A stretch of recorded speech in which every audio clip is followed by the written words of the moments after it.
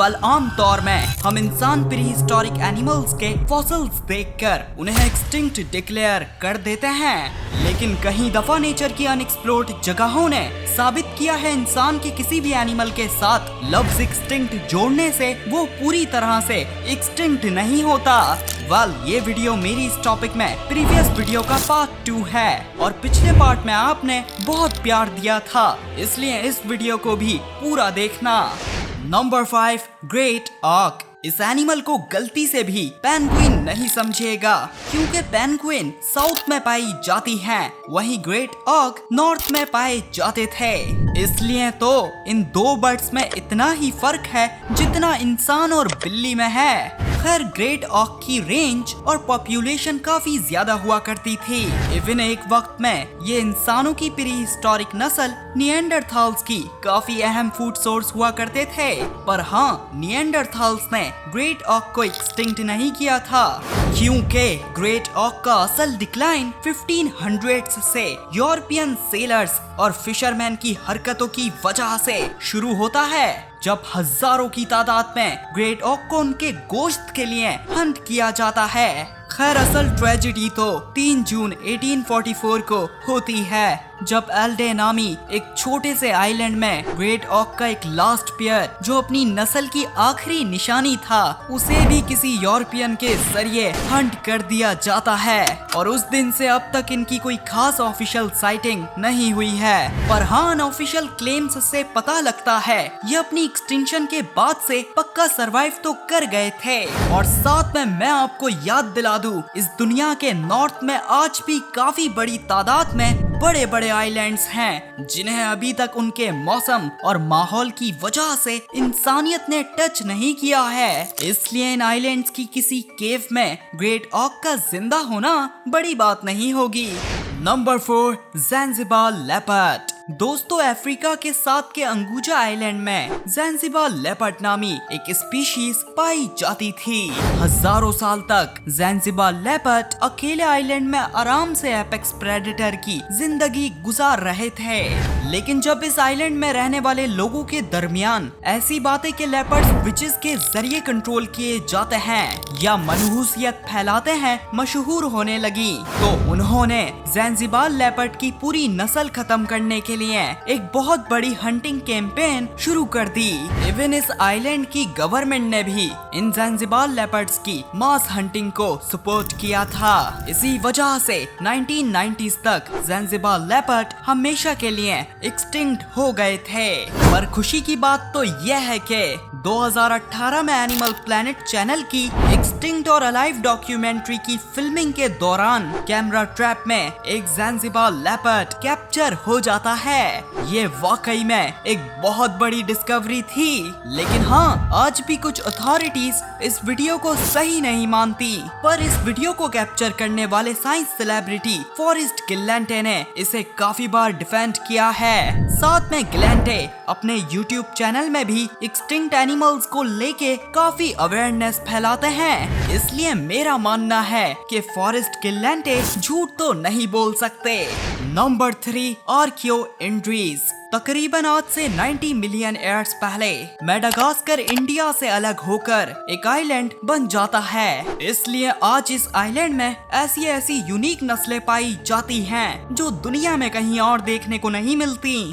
और उन्हीं में से एक लीमर्स भी हैं। ये लीमर्स असल में इंसान और बंदर जैसे एनिमल्स के ही रिलेटिव्स हैं और आमतौर में मेडागास्कर के ट्रीज में रहना पसंद करते हैं। खैर आजकल के जमाने में ये कुछ खास बड़े नहीं होते, लेकिन हाँ, एक वक्त में लीमर की सबसे बड़ी नस्ल आर्कियो इंड्रीज मेडागास्कर में राज किया करती थी।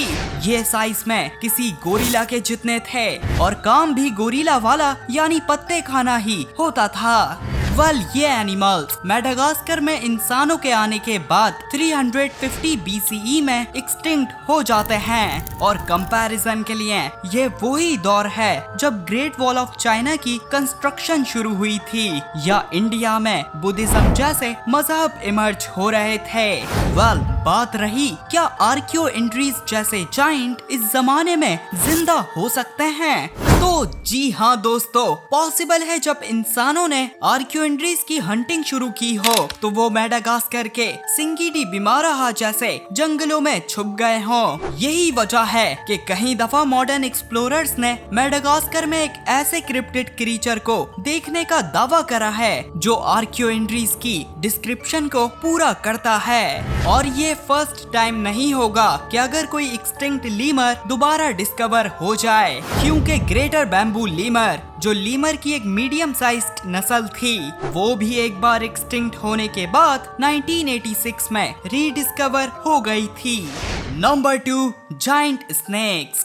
यकीनन आप सबको ही पता होगा, पहले जमाने में जायंट स्नेक्स पाए जाते थे। जैसे कि इंडिया के गुजरात स्टेट से डिस्कवर होने वाली स्नेक्स की सबसे बड़ी नस्ल वासुकी इंडिकस। इनका साइज 3 लिमोजीन्स के जितना था। साथ में जहां आज अमेज़न रेन फॉरेस्ट है, वहां खतरनाक तरीन सिटी बस के जितने टाइटेनोबोआ पाए जाते थे। खैर, फॉसिल एविडेंस हमें बताते हैं कि वासुकी इंडिकस 47 मिलियन ईयर्स पहले पाए जाते थे, वहीं टाइटेनोबोआ 58 मिलियन ईयर्स पहले।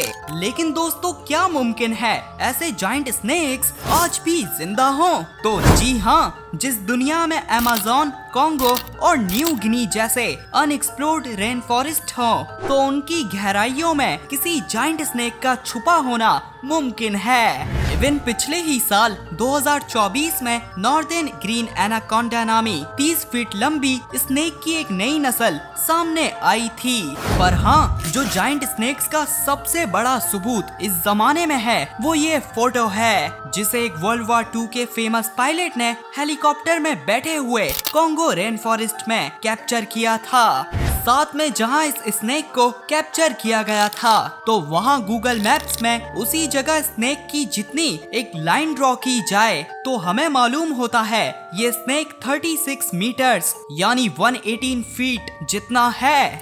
ये साइज टाइटेनोबोआ और वासुकी इंडिकस से तो बड़ा है ही, पर ये ब्लू व्हेल की लेंथ से भी कहीं गुना बड़ा है। खैर, हकीकत तो हमें 95% अनएक्सप्लोर्ड कॉन्गो रेन फॉरेस्ट को एक्सप्लोर करने में ही पता लगेगी। Number 1, living human species. वाला आपने बिगफुट और येटी जैसे 2 पैरों में चलने वाले इंसानी बंदरों का सुना होगा, पर ये दोनों तो सिर्फ 2 ही फेमस वर्जन्स हैं इंसानी बंदरों के। रियलिटी यह है कि पाकिस्तान, इंडिया, बांग्लादेश और दुनिया के हर कोने में हमें ऐसे इंसानी बंदरों की जरूर कोई ना कोई इंटरप्रिटेशन मिलती है। इसका मतलब कुछ तो ऐसा जरूर है जो इन कहानियों का ओरिजिन बनता है। कुछ लोग कहते हैं इंसानी बंदर असल में बस प्री हिस्टोरिक जाइगेंटोपिथेकस की यादें हो सकती हैं। जाइगेंटोपिथेकस प्राइमेट्स की सबसे बड़ी और खौफनाक नस्ल थी। साथ में ये सिर्फ एशिया में पाए जाते थे और 3 लाख साल पहले एक्सटिंक्ट भी हो गए थे। ये वही दौर है जब अफ्रीका में हम होमोसेपियंस ताजे अपीयर होना शुरू हुए थे, और जब 70,000 साल पहले होमोसेपियंस अफ्रीका छोड़कर दुनिया भर में फैलना शुरू हुए थे, तो उस वक्त जाइगेंटोपिथेकस पूरी तरह से एक्सटिंक्ट थे। इसलिए जाइगेंटोपिथेकस का इंसानी बंदर होना गलत साबित होता है। तो फिर कौन हो सकते हैं इंसानी बंदर? तो देखो, जब हम अफ्रीका छोड़कर फैलना शुरू हुए थे, तो हमारा सामना हुआ था हमारी ही अलग अलग नस्लों से। काफी वक्त तक हम कोएग्जिस्ट करते रहे, पर हाँ, हम बेहतर थे, इसलिए हमने कुछ इंसानी नस्लों को एक्सटिंक्ट भी कर दिया था।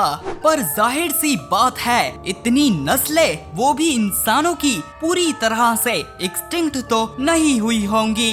इसलिए पॉसिबल है जितनी भी इस दुनिया में बिगफुट, येटी जैसे इंसानी बंदरों की साइटिंग्स होती हैं, तो वो असल में इंसानों की ही छुपी हुई सर्वाइविंग नस्लें हो सकती हैं। साथ में सबसे ज्यादा उम्मीद हमें इंडोनेशिया के सुमात्रा आइलैंड का ओरंगपटेंग नामी क्रिप्टिड क्रीचर देता है, जिसे काफी सालों से लोग देखते आ रहे हैं। साइटिंग्स के मुताबिक ये इंसानी बंदर डॉर्फ होते हैं, इसलिए मेरा तो मानना है ये इंसानों की सबसे छोटी नस्ल होमो फ्लोरेंसियेंसिस है, जो आज भी हम जालिम होमोसेपियंस से छुपी हुई है।